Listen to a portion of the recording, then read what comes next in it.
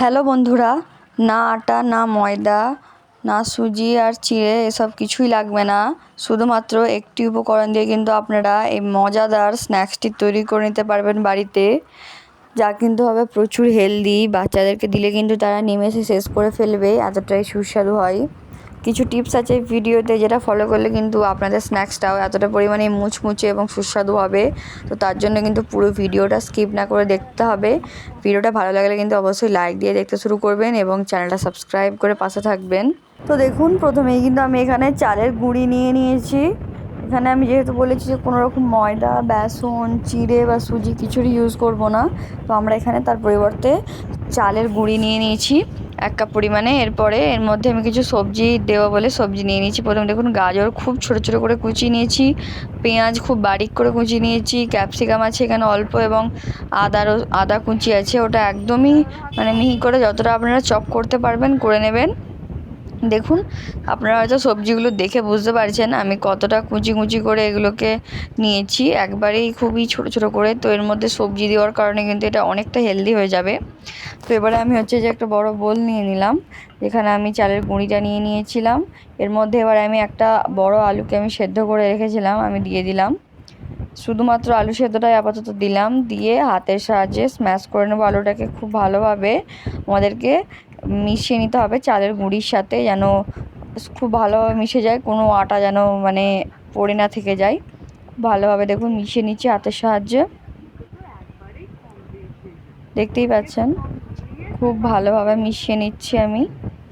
আর আপনারা কি করবেন, চেষ্টা করবেন যেন এর মধ্যে লাংসটা কম তৈরি করার, না হলে কিন্তু একটু লাংস থাকলে খেতে ভালো লাগবে না অতটাও। তো এটা কিন্তু আমি মাত্র 5 মিনিটে তৈরি করব। ভিডিওটা যদি এখনও পর্যন্ত দেখতে থাকেন অবশ্যই ভিডিওটা হাইপ করে দেবেন এবং চ্যানেলটা সাবস্ক্রাইব করে দেবেন, কারণ আমি কিন্তু এরকম অনেক নিত্য নতুন ইউনিক স্ন্যাক্সের রেসিপি নিয়ে আসি আপনাদের জন্য। তো দেখুন, এরপরে বাড়ির নর্মাল টেম্পারেচারে যে জলটা থাকে সেই জলটা দিয়ে আমরা অল্প অল্প করে আমাদেরকে এখানে একটু জলটা দিয়ে আমাদেরকে একটা কনসিস্টেন্সির ব্যাটার করে নিতে হবে, ঠিক কনসিস্টেন্সির। আমি আপনাদেরকে দেখিয়ে দেবো। একদমই কিন্তু জলটা খুব মেপে মেপে দিতে হবে, একদমই কিন্তু পাতলা হওয়া যাবে না। আমি যেই কনসিস্টেন্সিটা আপনাদেরকে দেখাবো ঠিক সেরকমই করতে হবে। দেখুন, আমি যে জলটা দিয়ে এবারে প্রথমে হ্যান্ড উইস্কের সাহায্যে একটু জলটা দিয়ে মিশিয়ে নিলাম। এরপর যখন এটা ঠিক এরকম কনসিস্টেন্সির মধ্যে চলে এসেছে, তারপরে এর মধ্যে আমি সব সবজিগুলো ধীরে ধীরে অ্যাড করে দিচ্ছি। এতে কিন্তু কোনো এক্সট্রা মশলাও লাগবে না, বাড়িতে থাকা জাস্ট 2 থেকে 1টা মশলা থাকলেই কিন্তু হবে, তাতেই কিন্তু এই রেসিপিটি তৈরি হয়ে যাবে। এতটা হেলদি এবং এতটাই সুস্বাদু হয়, বাচ্চাদেরকে একবার দিলে কিন্তু তারা বারবার খেতে চাইবে। তাদের সাথে তারা কিন্তু এর সাথে যে সবজিগুলো আছে সেগুলোও কিন্তু খেতে কোনো বাধা করবে না, কারণ তারা বুঝতেই পারবে না যে এতে এত পরিমাণে সবজি দেওয়া আছে। তো দেখুন, এবারে যে আমি হাতের সাহায্যে খুব ভালোভাবে অল্প অল্প করে জল দিয়ে যে আমাদেরকে একটা এরকম পেস্ট করে নিতে হবে, ঠিক পেস্ট। আমি আবারও বলছি, একদমই খুবই পাতলা করা যাবে না, আমাদেরকে একটা ঠিক পেস্ট তৈরি করে নিতে হবে।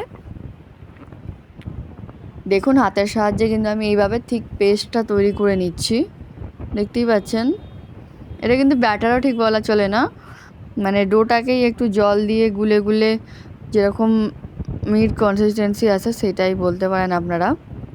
তো এরপরে আমি এর মধ্যে শুধু জাস্ট 1 চিমটি পরিমাণে লবণ দিলাম, আর কোনো ধরনের কোনো মশলাই কিন্তু আমি ইউজ করব না। জাস্ট 1 চিমটি পরিমাণে লবণ দিয়ে আবারও হাতের সাহায্যে এভাবে ফাটতে থাকবো। দেখুন, এরকম একটা কনসিস্টেন্সি আমি রেখেছি, আপনারা হয়তো দেখে বুঝতে পারছেন। এভাবে হাতের সাহায্যে আমি যে ফেটে নিচ্ছি, দেখতেই পাচ্ছেন। আপনারাও কিন্তু যদি এই স্টেপটা ঠিকভাবে বুঝতে না পারেন তো ভিডিওটা কিন্তু একবার রিওয়াইন্ড করে দেখে নিতে পারেন, তাহলে কিন্তু আপনারা বুঝে যাবেন। দেখুন, আর এটাতে কিন্তু শেপ দেওয়ারও কোনো ঝামেলা নেই, একদমই ইজি শেপ। আপনাদের যে কোনো অতিরিক্ত ঝামেলাই করতে হবে না এটা শেপ দিতে গেলে। তো দেখুন, এবারে আমি যে এগুলোকে বলেছিলাম বিনা তেলে তৈরি করব, তো যার জন্যই আমি এবারে একটা এরকম অ্যালুমিনিয়ামের প্লেট নিয়ে নিয়েছি, সবার বাড়িতেই কম বেশি থাকে। তো এর উপরে খুব ভালোভাবে আমি অয়েলটাকে ব্রাশ করে দিচ্ছি, যেন কোনো অংশ বাকি না থাকে, তাহলে কিন্তু উঠে আসতে চাইবে না। তো এর উপরে আমি এর উপরে যে আমরা পেস্টটা বা আপনারা বলতে পারেন ডোর যেটা রেডি করে রেখেছিলাম সেটা কিন্তু এর মধ্যে দিয়ে দিচ্ছি। খুব আলতোভাবে ছড়িয়ে দিচ্ছি এভাবে। চাইলে কিন্তু আপনারা এর থেকে একটু বড় প্লেটটাও রাখতে পারেন, সেটাতেও কিন্তু তাহলে আপনাদের সুবিধা হবে তুলতে। তো আমি এই প্লেটটাতেই করছি।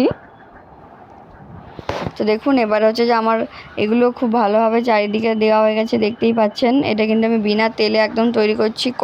কতটা হেলদি স্ন্যাক্স হবে সেটা কিন্তু আপনারা আন্দাজাই করতে পারছেন। তো দেখুন এবারে খুব ভালোভাবে আমি হচ্ছে যে এভাবে একটু প্রথমে ট্যাপ করে নেবো, যেহেতু এর মধ্যে একটু যেন কোনো এয়ার বাবলস না থেকে যায়। তো এরপর দেখুন আমি একটা এটা চুলাতেই কিন্তু আমি ভাপাবো। তো আমি একটা প্রথমে কড়াই বসিয়ে নিয়েছিলাম, তারপরে জলটা ফুটতে আগে থেকে দিয়ে দিয়েছিলাম। তো এবার এর ওপরে হচ্ছে যে আমি শুধু প্লেটটা বসিয়ে দিলাম, আর নিচে একদম সরাসরি বসালাম না, তাহলে কিন্তু পুড়ে যাওয়ার ভয় থাকবে। তার জন্য আমি একটা ওপরে বাটি দিয়ে বসিয়ে দিলাম, এবার ঢাকা দিয়ে। দেখুন এটা এবারে আমাদেরকে 10 থেকে 12 মিনিট পর্যন্ত রেখে দিতে হবে ভাপানোর জন্য। দেখবেন তাহলে কিন্তু খুব সুন্দর ভাপানো হয়ে যাবে। আমি একটা টুথপিক দিয়ে চেক করে নিচ্ছি, এটা কিন্তু খুব ভালোভাবেই ভাপানো হয়ে গিয়েছে। এবারে হচ্ছে যে আমি আরও 2 মিনিট রেখে এবারে ঠান্ডা করে নামিয়ে নেব, যেহেতু গরম অবস্থায় কিন্তু এটাকে কাটা যাবে না।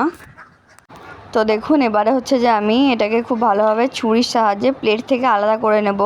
যেহেতু আমরা তেল লাগিয়ে নিয়েছিলাম আগে থেকে, তো তুলতে কিন্তু কেমন কোনো অসুবিধা হবে না। তো দেখুন এবারে কিন্তু আমি এটাকে প্লেট থেকে তুলে নিচ্ছি। প্লেটটা আমি উল্টে দিলাম যাতে খুব ভালোভাবে নেমে চলে আসে। দেখতেই পাচ্ছেন কতটা সুন্দরভাবে উঠে এসেছে আর কতটা সফট হয়েছে ভাপানোটা, আপনারা হয়তো কাছ থেকে দেখে বুঝতেই পাচ্ছেন।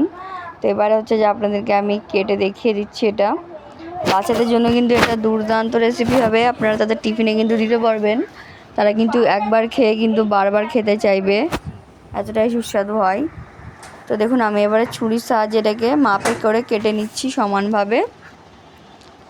দেখতেই পাচ্ছেন এভাবে কেটে নিচ্ছি। একটু এটা প্রথমে ভেঙে গিয়েছিলো তোলার সময়, তো আপনারা একটু সাবধানের সাথে তুলবেন। এরকম নিত্য নতুন রেসিপি দেখতে কিন্তু অবশ্যই আমার চ্যানেলটা সাবস্ক্রাইব করতে এখনও ভুলবেন না। আর এখনও পর্যন্ত যদি ভিডিওটা দেখতে থাকেন অবশ্যই লাইক দিয়ে নিন, ভিডিওটাতে লাইক দিয়ে যদি ভুলে গিয়ে থাকেন। দেখুন এবারে কিন্তু আমি এটাকে কেটে নিচ্ছি, এরকম বরফির মতো পিস দিয়ে নিচ্ছি, তাহলে কিন্তু আমাদের ক্যারি করতে সুবিধা হবে।